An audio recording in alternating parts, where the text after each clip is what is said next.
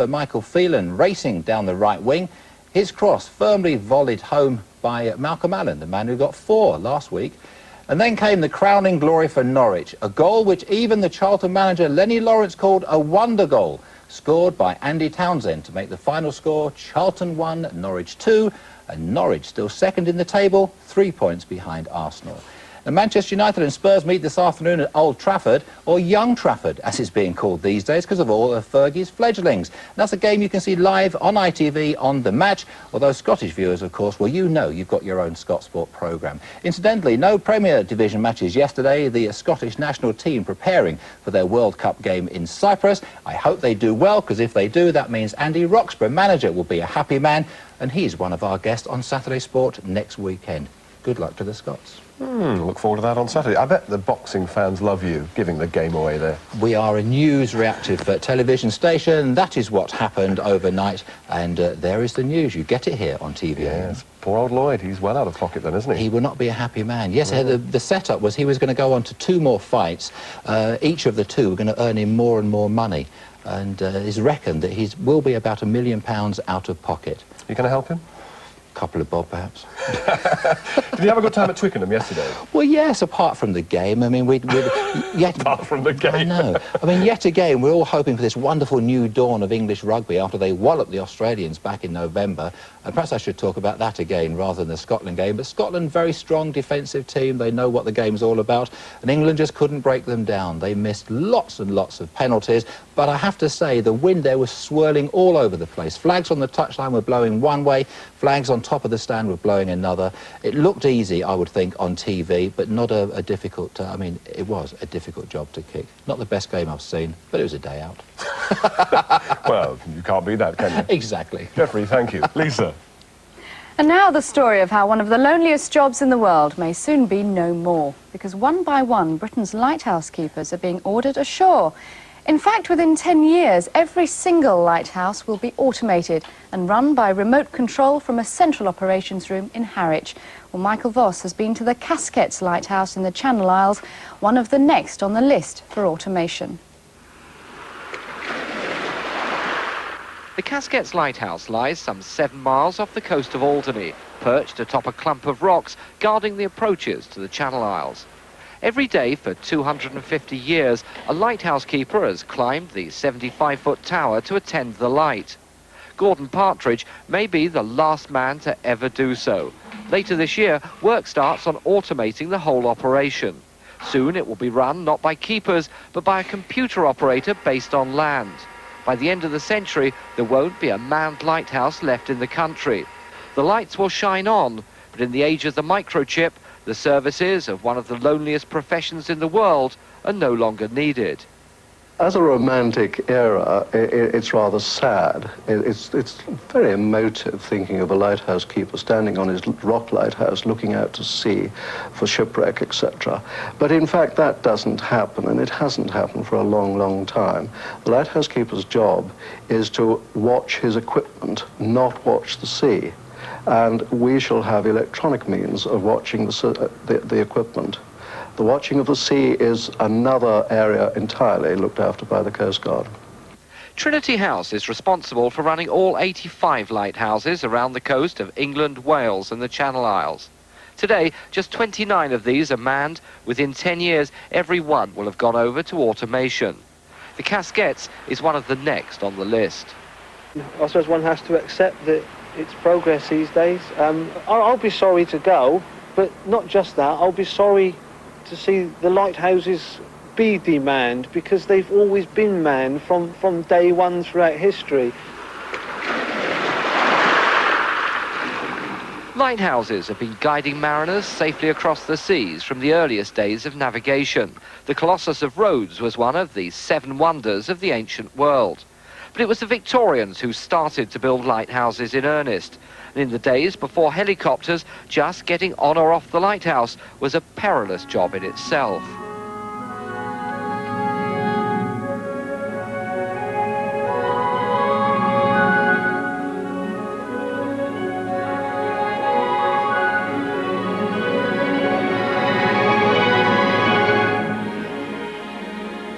With all the automation going on, a few of the lighthouses are no longer needed at all.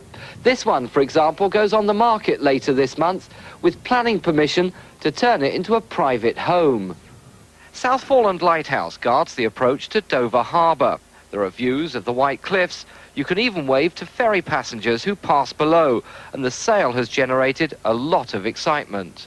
Yes, there's been a great deal of interest. We've had inquiries from Australia, New York and Hong Kong, and all over the country, and a great deal locally as well.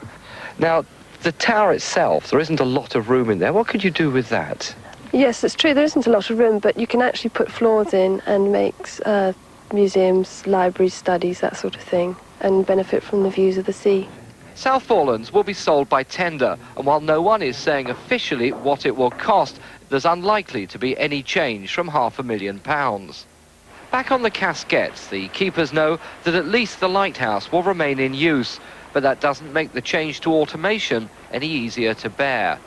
I now know how the horse felt when someone invented the petrol engine. It's like that. And what about safety for mariners? Do you think there is that added dimension having people on a lighthouse? I think there's got to be, yeah. Because despite all electronic aids to navigation, of which they're very, very accurate now, when it comes down to it, when all else fails, the light is the last line of defence against the rocks. But it's a view which is not shared by many sailors. At Guernsey Marina, one of the nearest harbours to the Casquettes, most people we talked to thought automation was a good thing. So small fishing boats, it won't make a terrific amount of difference. I mean, but it's always nice to have somebody around if you're in trouble, right? With all the navigational gear we got now, as far as we're concerned, the lighthouse is obsolete. I mean, when you go out in your boat, you don't feel a little safer knowing there's someone out there just in case? No, because I think when you're out in a boat, you're ultimately responsible for your own safety. So, yes, it would be nice to know there might be somebody there, but if he's not there, it shouldn't make a lot of difference. So, in 10 years' time, every lighthouse in the country will be automated. And the sad thing is that most sailors seem to agree the lighthouse keeper just isn't needed anymore. Michael Voss, TVAM, at the Casquettes near Alderney. Days of Grace Darling long over. The question is, though, Lisa, what happens to old lighthouse men? I mean, what sort of qualification is it to say you've been a lighthouse keeper? I don't know. And what about the lighthouse itself? I quite fancy that one that was up for sale near Dover. Just the place to go and write the book. I'll tell you what happens to them. There's a story here in the Sunday Express about the Withensea Lighthouse on Humberside. You can see that there. New light on a star. It's, if you've heard of Kay Kendall, she was an actress in the 50s who died tragically young. She lived near Withensea, and that was her birthplace, and the lighthouse is being turned into a museum to her, which is rather a nice idea. Let's hope they all end up with such good uses. That's a good idea for the future, but I must say that I wouldn't have fancied being a lighthouse keeper all those years ago. Judging by that black and white film, it looked a bit rough, didn't it? The breeches boy, yes. Hell of a way to travel.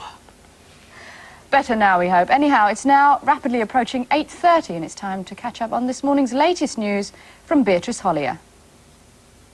Good morning. The headlines. A nationwide search is underway this morning for victims of an outbreak of Legionnaire's disease in London.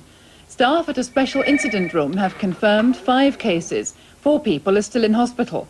They're believed to have caught the disease from an air conditioning system somewhere between Oxford Street and St James's Park. MPs will discuss the outbreak at a special meeting on Tuesday. The Irish envoy Patrick McCabe has left Beirut after a fact-finding mission, saying he's optimistic that hostage Brian Keenan may be set free soon. Keenan was seized in Beirut nearly 3 years ago. The former Health Minister Edwina Currie is now likely to be forced to appear before the Common Select Committee on Agriculture, which is reviewing the salmonella in eggs row. MPs are angry that she's writing a book on the subject. Sport now, and a few hours ago in Las Vegas, Britain's Lloyd Honeyghan lost his WBC World Welterweight title to the American boxer Marlon Starling. Starling knocked him down early in the 9th round, and a minute later, the referee stopped the fight in the Americans' favour. In Paraguay, the new president, General Rodriguez, has been accused of involvement in drug trafficking by American diplomats. The overthrown dictator, Alfredo Stroessner, is said to be seeking asylum in the United States after last week's coup. Finally, it's been reported that Prince Edward will visit Moscow in April, the first member of the royal family to go there for 10 years. Prince Edward has been invited as patron of the National Youth Theatre, which will perform in Moscow during his stay. That's the news. I'll be back at 9, so now it's back to Jeff. Thanks and welcome back to TVAM Reports. Time now for a look at what the Sunday newspapers are offering on their front pages this morning. The front page of The Observer is looking very royal today. It claims Prince Charles is involved in negotiations to bring Holbein's Henry VIII portrait back to Britain. That particular treasure is currently valued at upwards of £31 million. While the Prince of Wales is wheeler-dealing in the art world, The Observer also has details of the Princess of Wales. Apparently, there she is, trying to hide from photographers at a friend's wedding. You can just see her peeping from behind the column there. Let's have a look now at The Observer's main rival, the Sunday Times, and they lead on what could be this year's first budget leak, claiming Nigel Lawson could be planning yet another giveaway budget. And their royal contribution today is on Prince Edward, claiming that, can we see that at the top of the page there? There it is. Claiming that he's on his way to Moscow in April as a guest of the Russian Ministry of Culture. That's the Sunday Times. Let's take a look now at the Telegraph, and they lead on a double-edged story about the trouble at Wandsworth Prison. It claims prison officers are desperately seeking a peace formula to get them back to work, and behind the scenes the paper reveals that the Electricians Union, the EPTU, led by Eric Hammond, are preparing to launch a campaign to recruit prison officers. There's really no stopping the EPTU these days, so let's have a look now at the Mail on Sunday. That too focuses on Wandsworth, claiming the government have tried to cover up a massive prison riot, which involved a running battle between police, prison officers and inmates, and lasted for 12 hours. Finally, in a quick look at today's front pages, the Sunday Express. Well, they devote, as you can see there, most of their front page to Armenia and how life's trying to get back to normal after last year's earthquake. And that is how Fleet Street sees the world this morning. And joining me now to actually review today's papers, a man certainly well qualified for the job, Donald Trelford, editor of The Observer. Good morning, Donald. Good morning.